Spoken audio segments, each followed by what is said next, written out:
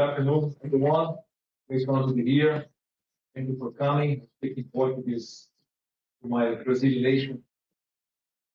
Gostaria que todo presidente brasileiro pudesse falar inglês, não repudiar essa coisa, que é um sonho fazer com que inglês, espanhol e outras línguas sejam, de fato, universalizadas, sejam ensinadas para todos, além do português, nas escolas públicas brasileiras, porque é um povo inteligente que é o que eu quero. Ao contrário do Lula, que insiste em transformar a educação pública brasileira num grande atraso, alguém que se orgulha de dizer que quanto mais ignorante for o brasileiro, melhor para ele, porque quanto mais inteligente eu for, menos votos eu sou o oposto. E foi um pouquinho essa tônica que eu tentei passar para o presidente hoje, em especial com relação aos dois pautas, como o presidente do Brasil atual, ele deixar países que são ditaduras, que são comandados por Hezbollah, por Hamas, diferente de mim, vou abraçar países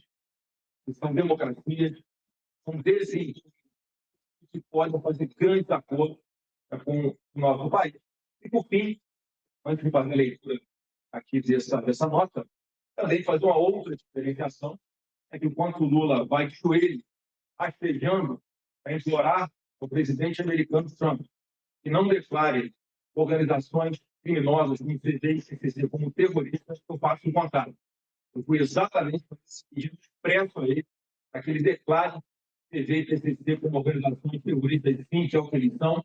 Nós temos aí um em cada 4 brasileiros morando em áreas que são dominadas por facções criminosas, que impõem as suas próprias regras, facções que são espécies de governo paralelo em muitas áreas do Brasil, e nós vamos libertar essas pessoas, esse é o desafio, fazendo sim acordos com diversos países, não apenas com os Estados Unidos, mas como aqui na América Latina, com Israel, Europa, qualquer país que queira de fato combater o crime organizado, como nós vamos fazer a partir de janeiro de 2027 com muita seriedade. Então, passo para fazer a leitura aqui da nota.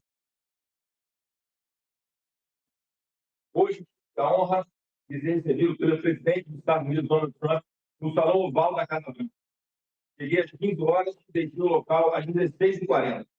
Quero registrar, antes de qualquer coisa, que essa reunião não foi desejada por nenhum empresário duvidoso.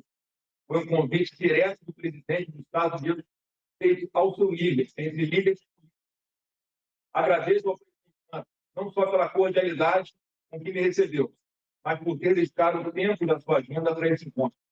O presidente está hoje no meio da negociação com acordos históricos do país com o Irã, envolvido no planejamento da libertação do povo cubano, liderando e lidando com inúmeros outros temas que demandam diariamente a atenção do homem mais poderoso do mundo.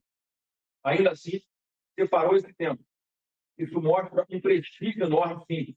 Eu quero deixar claro, não um prestígio pessoal meu, mas do nosso país, do Brasil, que ainda existe, apesar do governo Lula. Quero também registrar algo que, ao meu conhecimento, é inédito na história do Brasil. Nunca antes um presidente dos Estados Unidos recebeu no Salão Oval um pré-candidato brasileiro à presidência da República em pleno ano eleitoral. Isso não é coincidência. É reconhecimento de que existe hoje no Brasil uma alternativa séria, sólida e confiável ao desastre do atual governo. E que essa alternativa tem nome. O presidente Trump me recebeu com enorme cordialidade. A primeira coisa que ele fez foi perguntar sobre meu pai. Perguntou sobre as condições da prisão, sobre como ele está, sobre como a família tem lidado com tudo isso. Foi um gesto humano e registro com profunda gratidão. Ao final do encontro, o presidente fez questão de me presentear pessoalmente com uma challenge coin, a moeda de honra que presidentes americanos entregam como símbolo de respeito e reconhecimento, tradição que remonta às Forças Armadas Americanas. É um gesto raro, reservado a aliados de confiança. Mostra o tipo de líder que ele é e mostra o tipo de relação que existe entre nossas famílias e nossos movimentos políticos. Ao longo do encontro, expressei ao presidente a diferença gritante que haverá entre o governo Flávio Bolsonaro e o atual governo Lula. Em vez de alinhamentos ideológicos, ditaduras e regimes autoritários, o que o Brasil precisa são parcerias estratégicas que enriqueçam o nosso povo, gerem empregos e tragam investimento, tecnologia e segurança. O objetivo central da minha visita é oferecer aos Estados Unidos uma alternativa ao que o Lula veio fazer aqui há poucas semanas. Enquanto o Lula veio à Casa Branca fazer lobby para traficantes, eu vim fazer exatamente o contrário. Pedir enfaticamente ao presidente Trump que designe o quanto antes PCC e Comando Vermelho como organizações terroristas estrangeiras. E elas são, sim, organizações terroristas. Controlam territórios inteiros do Brasil pela força. Submetem populações ao seu próprio código, à sua própria lei, à sua própria justiça paralela. Executam quem ousa resistir. Corrompem agentes públicos, infiltram instituições, intimidam testemunhas, ordenam atentados dentro dos presídios. Operam em dezenas de países com tentáculos que afetam diretamente os Estados Unidos e o resto do hemisfério. Quem faz isso não é gangue, é organização terrorista, e ponto. E combater o PCC e o Comando Vermelho é interesse compartilhado entre os dois países. Eu disse ao presidente Trump que, a partir de janeiro de 2027, o Brasil vai integrar o escudo das Américas, junto com os Estados Unidos, com a Argentina de Milei, com El Salvador do Bukele, com o Equador de Noboa, com o Paraguai de Penha, com o Chile de Castro, com o Panamá de Molino e com a República Dominicana de Abinader, formando uma grande aliança hemisférica contra o crime organizado transnacional e o terrorismo. Esse é o lugar do Brasil. É como protagonista da segurança das Américas, lado a lado com nações livres e soberanas.